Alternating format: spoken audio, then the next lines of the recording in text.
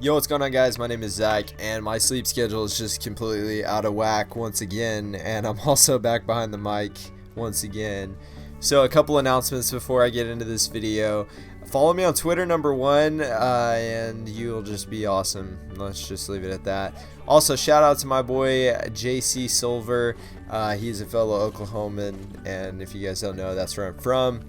And he's a pretty cool dude, so definitely go give him a follow and just shout out to him. Also, this gameplay is up against the bots because I'm too lazy to actually play Advanced Warfare or any Call of Duty for that matter until the Black Ops 3 beta, because that game actually looks pretty sick.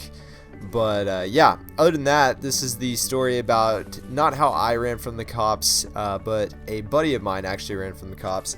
So the two people that are actually mainly involved in the story, we're going to codename them Jake and Ali. Now, Ali is the guy that actually ran from the cops, but you guys will understand how that all came about here in a second. So I was working at late night shifts, and I got off of work around 9:30, and my friend Juan actually met up with me. And normally what we do on a Friday or Saturday night is we will go to car meets along this racing street, which is called Memorial. And no, street racing is not legal on the street. It's just where everybody gathers to go to car meets and race each other. So we tried calling my friend Jake, and Jake was not answering his phone, so it was really uncharacteristic of him to not answer his phone. So we start freaking out, and he said that he got into some big trouble and that he needed to meet up with us.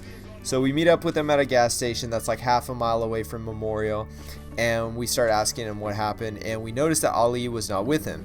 So he tells us this story about how Ali was driving around in his car, and by the way, he drives a BMW, a 2002 or a 2004, I forget which one. I believe it's a 2002 BMW 325iC. The C stands for coupe, so those of you who are into cars will probably know what I'm talking about. But yeah, so, and coupe means two-door, just in case the younger viewers don't even know. But yeah, so they were cruising around in Ali's 325iC, which is BMW, and apparently they had gone into a parking lot to turn around and go back down the street and lap it again. So they turned into this parking lot, and they didn't even realize that there was a cop across the street. So they start to pull out to head back on the road, and Ali decides to try to drift his way back on the road. So Ali hits a drift, you know, not really anything where it's causing tire smoke, but just a small drift, but enough to where it's noticeable. And Ali has a cop radar in his car, so the cop radar starts going off, and in his rearview mirror he sees the sirens and the lights and all that. I don't really know how you can see sirens, but you know, he hears the sirens, he sees the lights. And Ali, little background information about Ali, he already has a bad driving record. He has 2 tickets in the past month, and he is on probation, as well as having to do some community service and some driving school stuff to get all this stuff off his record. So Ali was already in a big crap hole. So Ali decides to try to run from the cops, and he starts swerving in and out of lanes while the cops are on his ass, and he manages to turn down a back alleyway and start going, cutting, you know, alleyways, going in and out of these little back roads behind these businesses. And after about 5 minutes of dodging and weaving, he finally finds himself behind an abandoned warehouse and just sits in his car for about 2 or 3 minutes. And about the time that he turns on his lights and turns on his car, the cop rolled around behind the warehouse. Now, the cop was not really as angry as they all thought he was going to be. He just asked them to simply get out of the car, put their hands over their head as they were searched. Now, my friend Jake had a knife on him because he works in a bad side of town, so he threw it in the car. So he was really sketched out that our friend Ali was going to get caught up with the knife and go to jail or something.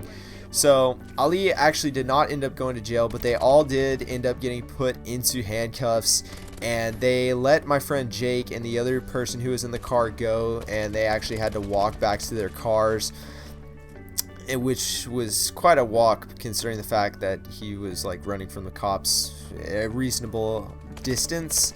So they had to walk around half a mile to a mile back to their cars. And Ali actually had his parents called, so his mom and his dad both drove up there in his dad's car, and his mom had to drive his car back, and his dad drove Ali back. So Ali is, well, not in too much trouble now, I guess you would say. He's back in his car, so not too much trouble. He has a pretty hefty ticket, and he actually got pulled over the next weekend after that. So yeah, he's not really the smartest when it comes to avoiding cops, but yeah, if you guys can take any lesson away from this, don't run from the police. Anyway guys, if you did enjoy the story, leave it a like. If you didn't, then well, that's cool too, because you know, we're all haters in our own way.